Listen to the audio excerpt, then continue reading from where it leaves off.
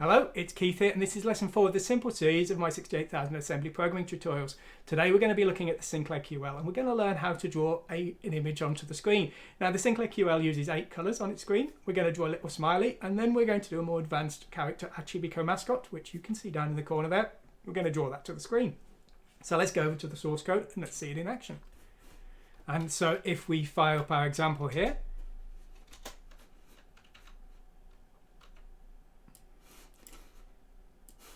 you can see there's our little smiley there. That's our first example, an 8x8 image. And then if we do this more advanced one here,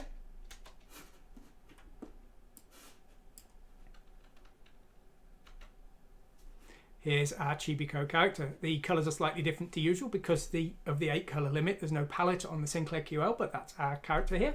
Now, I should point out that in this example, we're only using the 8 colour mode, which is going to be better for games, I think. But there is a 4 colour high resolution mode as well, which we covered in the platform specific series. So if you want to see that, please take a look on my channel and find that video. And you can do the same kind of thing on that one, but it's outside of the scope of this simple series, so we're not going to cover it in this.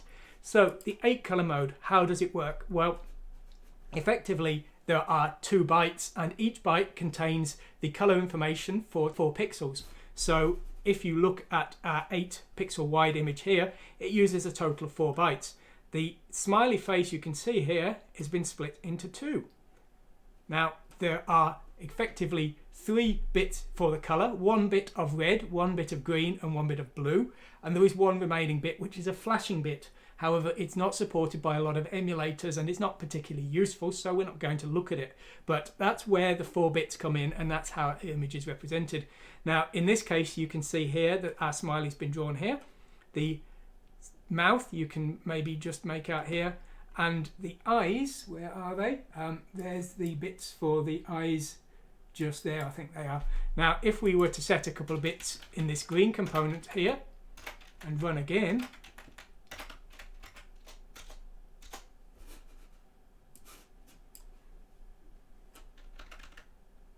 you can see now that the left-hand top part has turned green. So we can set the colours to whatever we want using this bit pattern.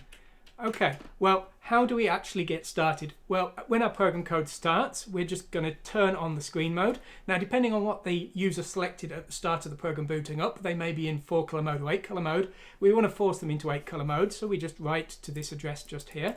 And then we're going to need to calculate the screen address, and we do it with this getScreenPos function just here.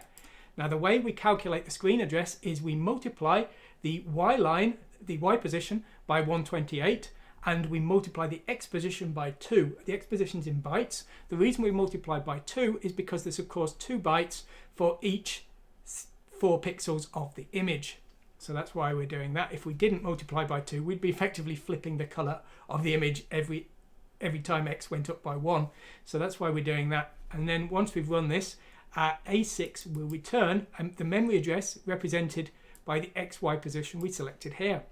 Now, if we're going to write an 8 pixel wide image to the screen, all we need to do is actually transfer 4 bytes to the screen 1 long, and that will do it for us. And so that's what we're doing here. We're moving along from A0 to A6, and we're incrementing A0, moving effectively down a full line within this data, but without changing A6. We then move down 1 line of the screen by adding 128, because the screen is 128 bytes wide, and we just repeat 8 times, and that will draw our smiley to the screen, and that's what you saw before. It's pretty straightforward. It's almost the same for the Chibico character. The only difference is, firstly, we're including a file this time. Now, if you want to create a file, I'd suggest you have a look at my AkuSprite editor. It's free and open source, and it's included in the sources file that you can download from my website. And if you go to 68000 Sinclair QL, you can see we've got raw 8 colour bitmap, and we even have raw 4 colour bitmap as well. You can do both. You do need to make sure the palette's set up correctly, but you can export into that format just fine. Now, you can see here we've got the same starting code here. We've got the position calculation, but this time our height is a bit bigger, and this time the loop, there is a second loop, an internal loop here, and we're working in words this time, because now this time we actually need to work across for the entire width of the image, and we don't necessarily know it's a multiple of 8 pixels that we want to do. So I thought for extra functionality we'd work in words, and so if we just look at our original example, we're effectively doing 4 pixels of both bit planes in one word there. This is the width in pixels divided by 4 because there's 4 pixels per pair of bytes because of those 4-bit planes. And then we are just looping around drawing the horizontal line, and then we're repeating for the vertical line here. So this code you could very easily change depending on the height of your bitmap and the width of your bitmap. You've just got to make sure your bitmap is in the correct format and it will work just fine, as you saw here. It's really all there is to it. As I say, if we just fire it up again. So that's all it takes to get this character to the screen.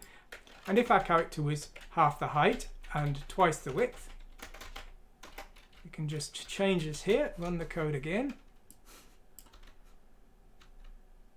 And now you can see we've got 2 very squashed up characters there. But as I say, the point I'm making is that this code can easily be changed depending on your own requirements.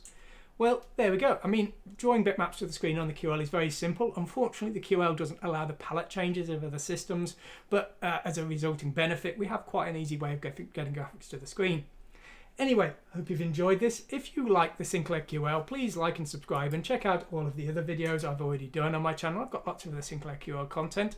Of course, I've got lots of other content as well, not just on 68,000 machines. I'm doing 6502, Z80, 8086, ARM, and I've got an unbelievable number of other systems I'm planning to cover in the future. Anyway, whatever you do, I hope you enjoy programming in the Sinclair QL. Thanks for watching today, and goodbye.